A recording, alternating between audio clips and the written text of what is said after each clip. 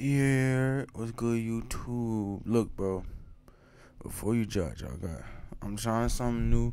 I might take the green screen down, like in other videos, but let me know how y'all feel about this. Let me go full screen for y'all real quick. You see what I'm saying? Y'all go see it nice and proper, and then this green right here could move. You know what I'm saying? I tried to match the Elgato, it did not work. And then I can move around, of course. Boom, boom, boom.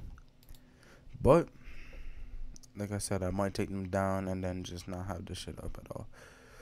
So let me know how you feel about this.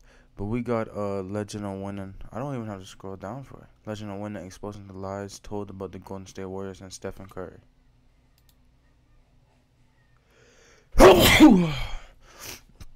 Let's get to it. They're not winning again without KD. That train ride is Damn. over. Man, we are light years away from the Warriors being light years ahead of the whole rest of the league. The hell you doing, Bob Myers? You know what? I hate to say this right now, but to be honest with you, I don't see the Golden State Warriors bringing home another championship. The Warriors, Damn. About, the only way they were a dynasty is because KD showed up. Whoa, whoa, whoa. It's over. The Golden State Warriors return to a familiar place. They're on top of the NBA world. The fourth title in 8 years. The Dutch dynasty is still very much alive. So, they've done it again. The Golden State Warriors, just 2 years removed from being the worst team in the NBA, have found themselves back at the mountaintops as they raised their fourth championship within the last 8 years. A feat Damn. in and of itself that would easily make this one of the most impressive dynasties. Who got the other ones? Doesn't LeBron have 3 of them and then Toronto has the other? Finally puts to rest several narratives that have been placed upon this team unnecessarily. Now, I can understand that some people can have their doubts. No, what the fuck? I'm tripping. LeBron has one. Concepts that many people were pushing over the past 2 or 3 Toronto years, has one. The Bucks have one, and then never win a Warriors have 4. championship again, that they would never be able to compete at the highest level. That they somehow, from a franchise level, have made several mistakes. To me, was idiotic. I've never seen a team that has been this successful within this short amount of time have so many harsh criticisms thrown their way. Niggas Now, be hating.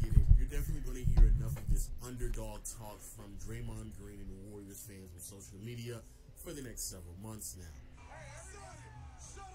But honestly, I don't think that they're wrong in having their Bro, that shirt is This was fucking a team jokes. that was doubted as if they were this young, up-and-coming roster that had never proven themselves.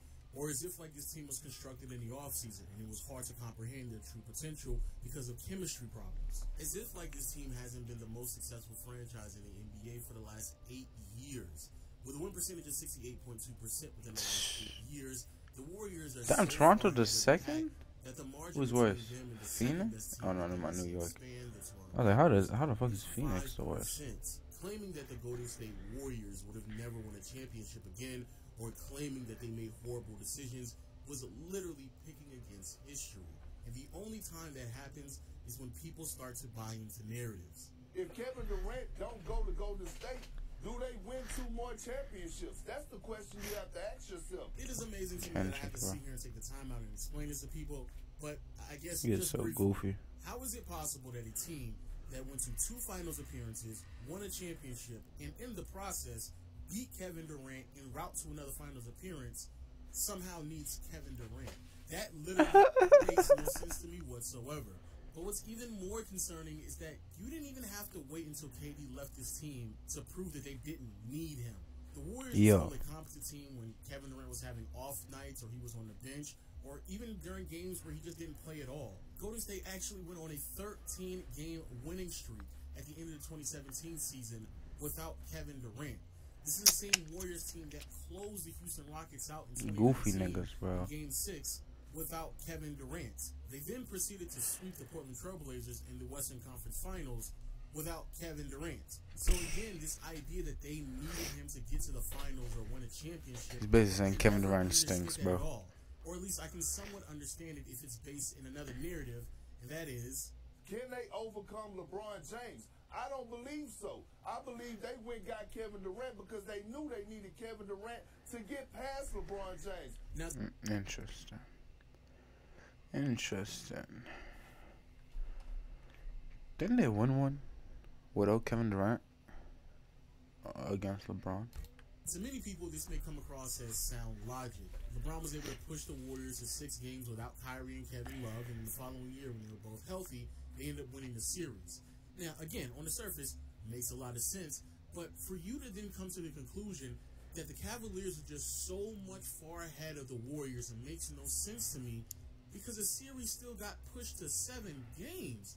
If they won the series in 5 or 4 games, understandably so, but when a series gets pushed to 7 games, and it takes literally one of the greatest shots and blocks in NBA history for the Cavaliers to win Game 7 by 4 points, that means literally the gap between the Cavs and the Warriors in 2016 was not that wide. They were fairly equal teams. Slight improvements, adjustments, players being healthy, or could have easily changed the outcome of that series. So no, it would not have been that hard for me to believe at all if in the following year the Warriors came back and ended up beating the Cavaliers, because that's how close they were to winning in 2016.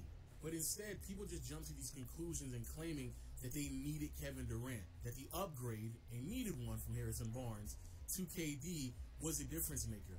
Well, the reality is that's just not true. Again, an upgrade from Harrison Barnes was needed, but they didn't have to go from the extreme of Harrison Barnes all the way to a Kevin Durant. They could have just got a player somewhere in between, which is the reason why this lie doesn't make any sense to me either. Do you think the Golden State Warriors dynasty is over? The answer to that is Excuse me, and some when people say Warriors dynasty is over. obviously and unequivocally yes.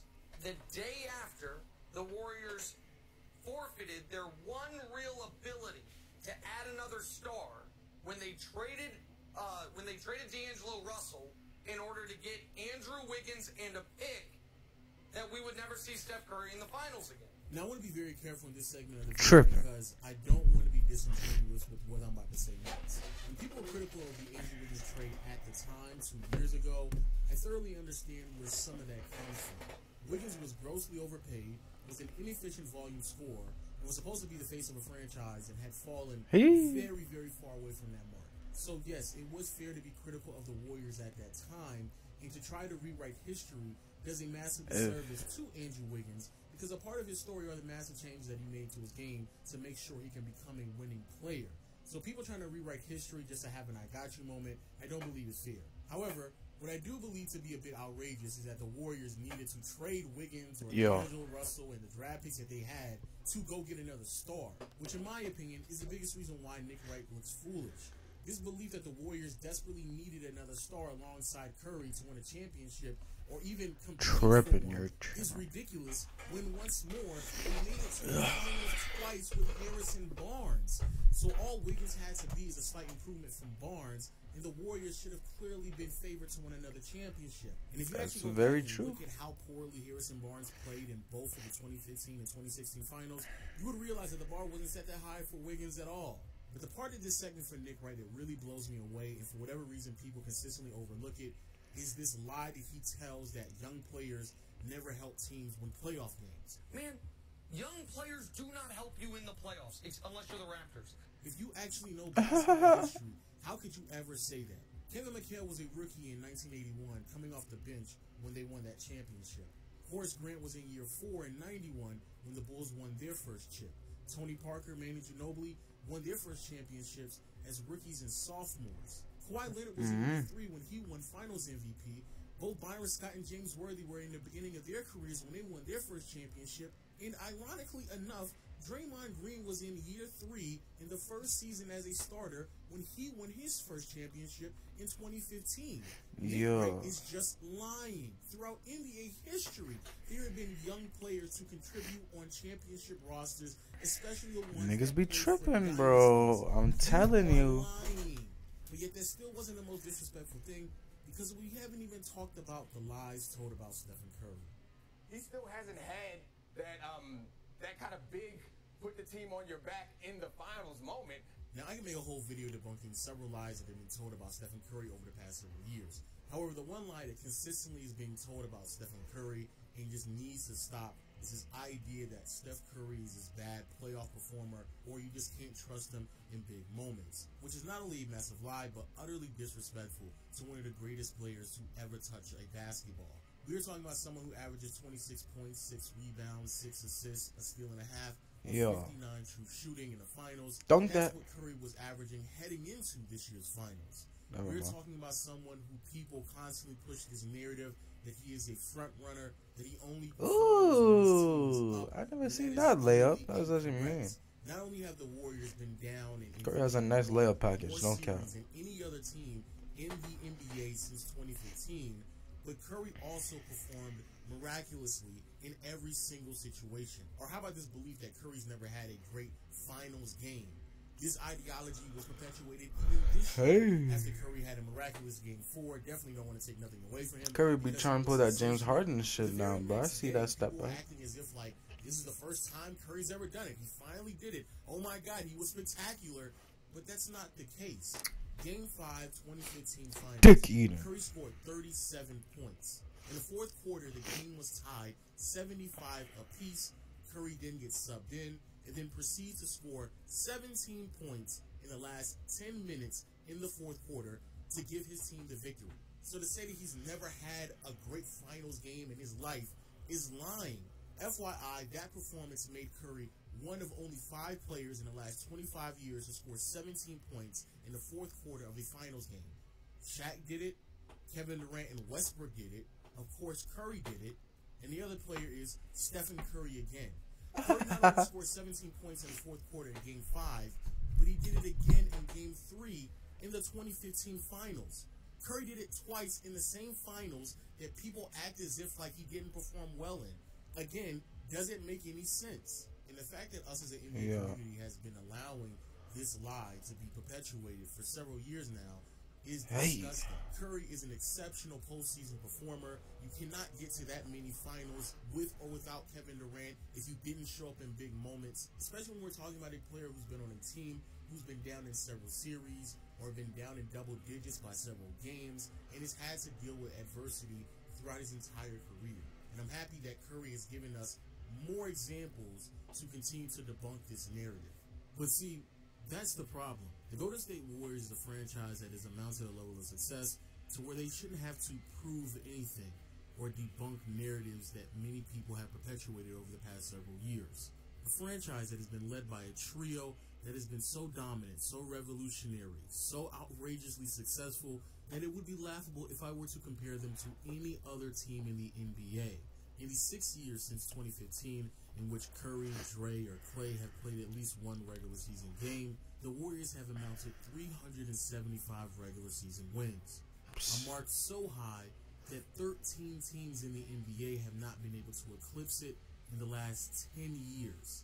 A level of success that is so incomprehensible that if you were to pick the best 6 years in many franchises' history, that they still would not be able to amount to that level of success when you look at their win percentages. So the only way that we can truly assess that level of success is if we were to look at the best 6 years of other previous dynasties. Okay. And yes, this includes the best 6 years of the Bill Russell Boston Celtics, the best 6 years of the Chicago Lakers, the best 6 years of the Bird, McHale, and Parrish Celtics, the best 6 years of the Pippen and Jordan Bulls, the best 6 years of the Tim Duncan, Tony Parker, and Ginobili Spurs.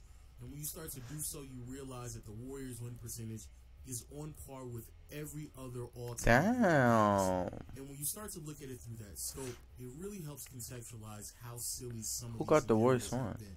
But hey, The those are Lakers just and opinions. the Please let me know in the Bulls. comment section below. Nuts. Also, check out my second channel. I'm going to be discussing where Steph Curry ranks all time, as well as a couple of other rumors, because Wait, he ranks the all NBA time? season is right around the corner. There's I might already have to some watch crazy that. stories being told, so I might make have sure to check watch out that, the Lo. channel. No cap. That's a banger, bro.